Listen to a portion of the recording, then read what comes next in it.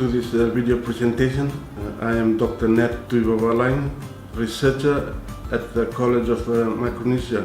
My topic is on fertilizer application in Micronesia. The purpose is to give some basic ideas about the factors that influence the way we should be applying fertilizers. I want to explain first some of the basic things that affect or influence the way we apply fertilizer, and there are mainly 10 factors. Number one is the type of crops grown.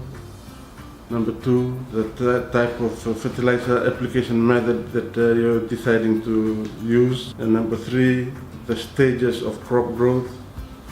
And number four, some soil factors. There are some soil factors that affect the type of fertilizer to be applied. And number five, the types of fertilizers that you want to use. Number six, the season and climate and weather.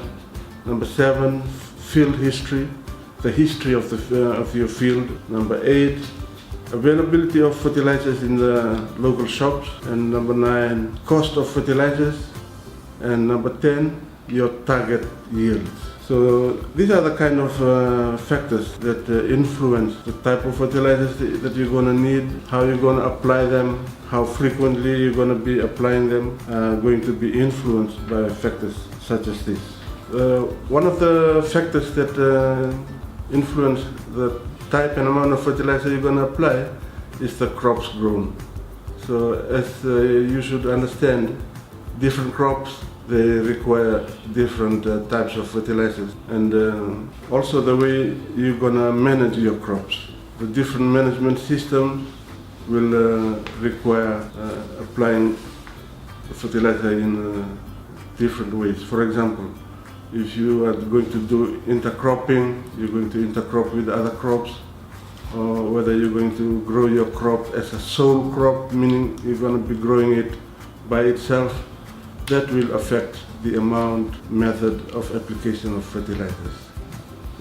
The next factor that affects the amount and type and method of application of fertilizer is actually the way you plan to apply the fertilizer. So some of you might want to apply the fertilizer all at one go. Some might want to apply by installment. Some might want to apply by broadcasting the fertilizer. Some might want to apply it in placement. You place the fertilizer in special places. So this is going to be affecting the amount and type of fertilizers that you will be applying. So here in Pohnpei it rains a lot, and especially for some fertilizers like urea, it is easily lost when you put it in the soil.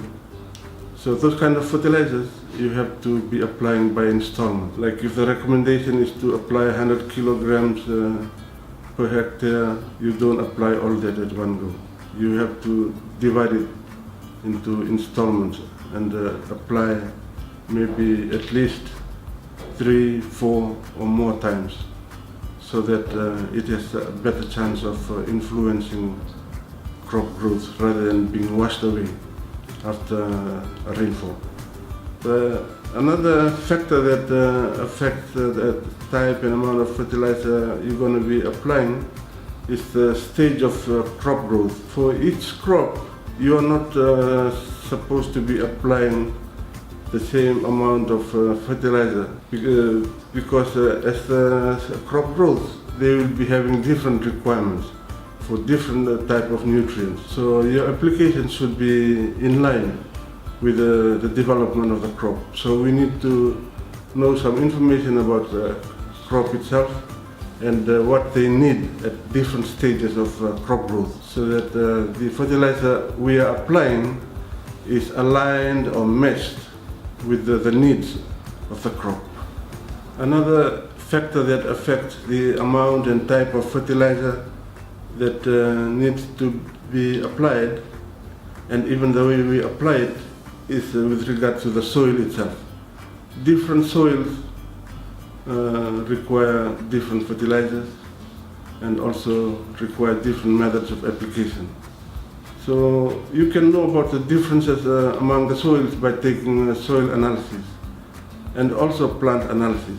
And you should realize that when you analyze a plant, it will give you some idea about what the soil contains. For example, if a plant is low in a certain nutrient, it means that that nutrient is also low in the soil, or the plant is having difficulty in getting that nutrient from the soil. So those are the nutrients that we need to focus on. And soil and plant analysis can tell us what we need to apply, and also the properties of the soil. For example, if the soil has got high fixation for phosphorus, for example, that means this soil will be fixing the phosphorus that we apply, and it will not make it available to the plant. So soils like this, we have to place phosphorus in a certain way that it will be available to the plant, and we should avoid just broadcasting. Lightly broadcasting the phosphorus, we'll see that the phosphorus will be locked up chemically and not available to the plant.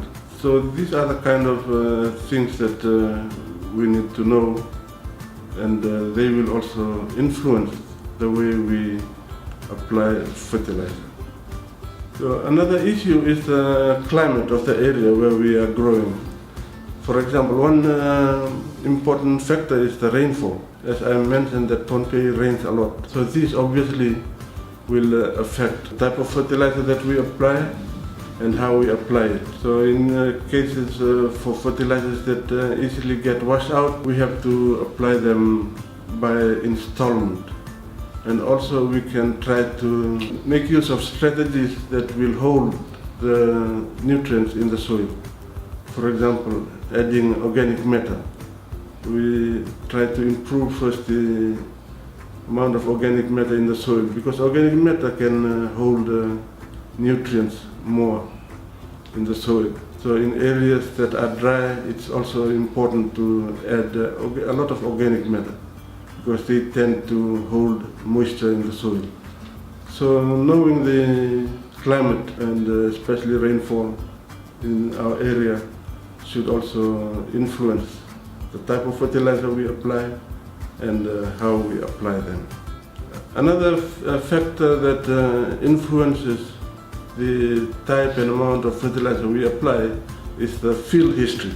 So we have to have some idea about what was done in the field before, what kind of fertilizers were applied before, what was the field used for, because they will influence the kind of fertilizer we use and how we apply it. Because there are especially some materials that can be long lasting. As I mentioned, urea is easily lost, and after urea, the next one could be potassium. It easily washes out from the soil, and its influence also will be easily lost. But there are some materials, their effect can be longer lasting, and one of them is lime. If you apply lime, its effect on the soil can be still there after quite some time. And we should know these things and consider them in deciding what fertilizers we will need and how we're going to apply them. So also, because some people, when they cultivate the soil, they just disturb the soil surface.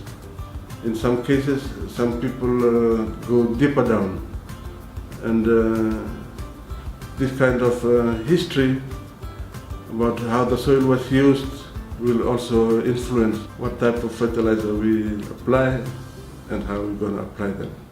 Then the next two factors refer to the type of fertilizers that are available in the shops and their cost.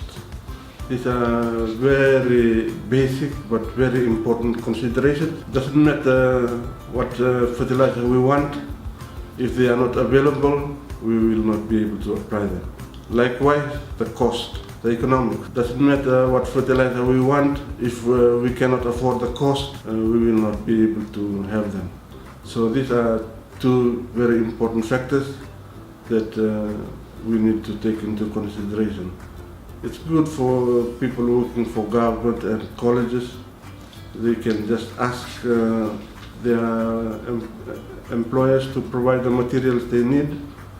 But for the farmers, they have to work with what is practical, what is available, and what is affordable. The last factor that I'd like to cover is the target yield. Farmers should be working with a target yield, and depending on the target yield, it will influence their whole operation. Some farmers, they are operating on a subsistence level, they just do whatever is available. And some farmers, they are working on a commercial level, they have high target yields, so this will influence greatly the type, amount, and method of fertilizer application.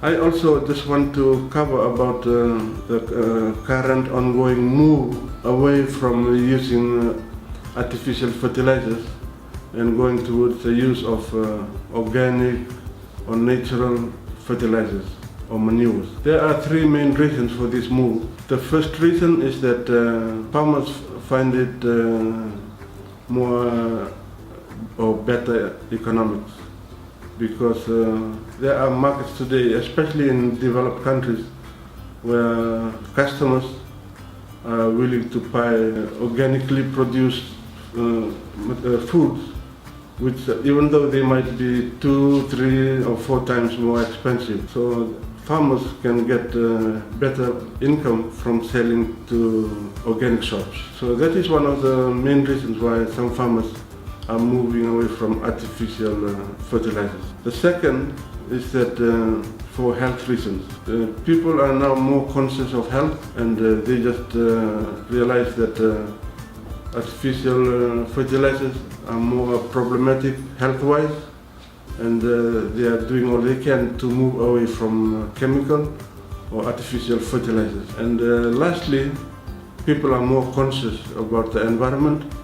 They are doing all their best to try and keep the environment safe, and this is one of the main reasons why people are moving away from artificial fertilizer. My personal view on this is like when somebody is sick in hospital and is being fed through drips, that is the equivalent of fertilizers. You are being fed by drips as compared to somebody who is eating naturally.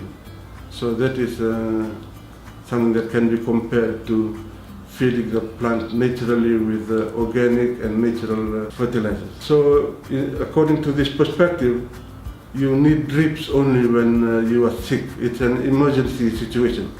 It's not supposed to be the normal way or the usual way of feeding. So we should also try to do organic agriculture wherever possible, but in times of emergencies or difficulties, we can use artificial fertilizers.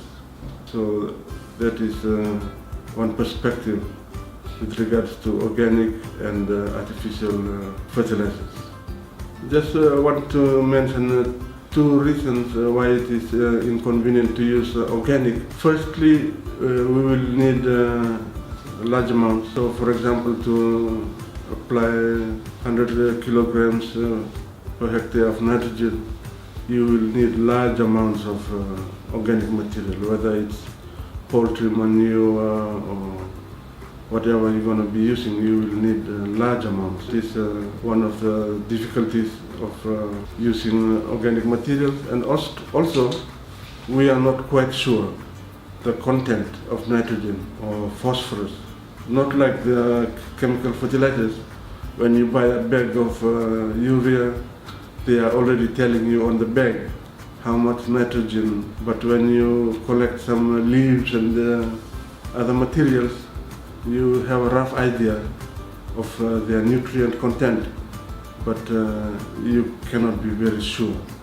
So those are two issues that we have to consider when using organic fertilizers. Okay guys, thank you very much. I hope that this has been useful. There is a PDF that is accompanying this presentation.